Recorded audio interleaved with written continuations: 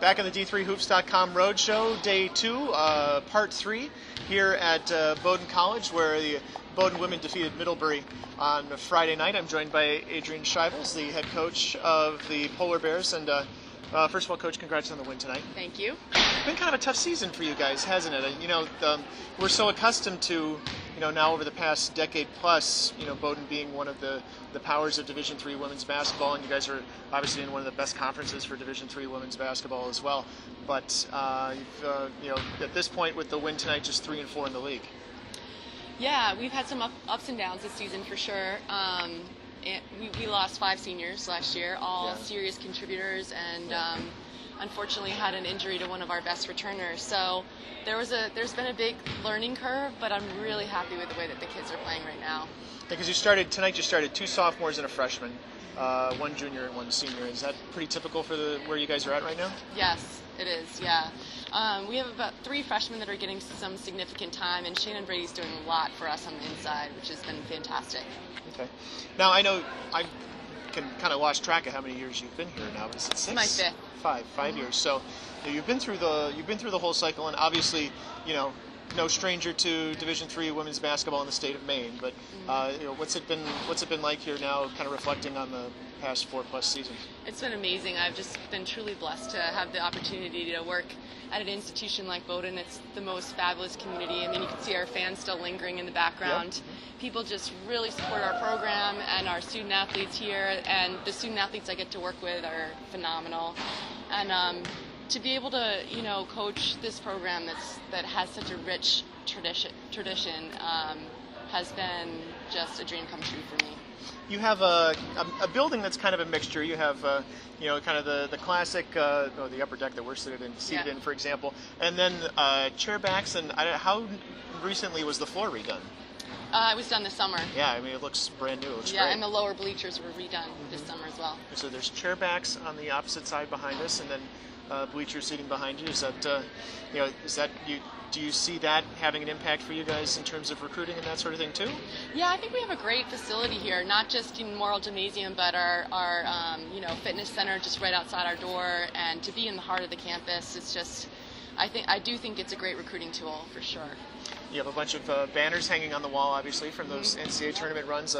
There's a national runner-up trophy sitting out in the trophy case out there as well. Yes.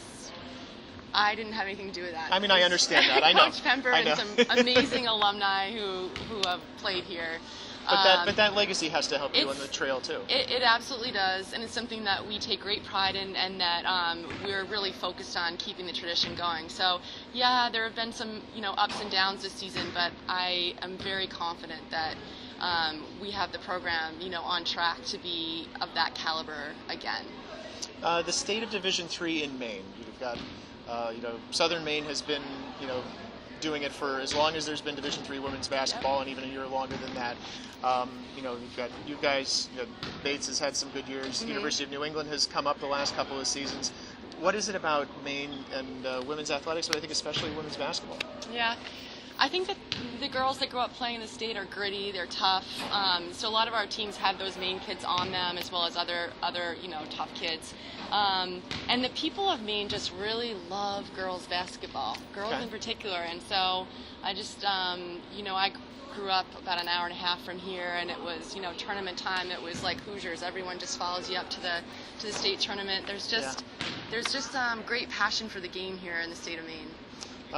This is win number 4 in a row for you guys, including a win against Colby. That was the conference game. I'm just kind of going back through you split the CDB rivalry as well.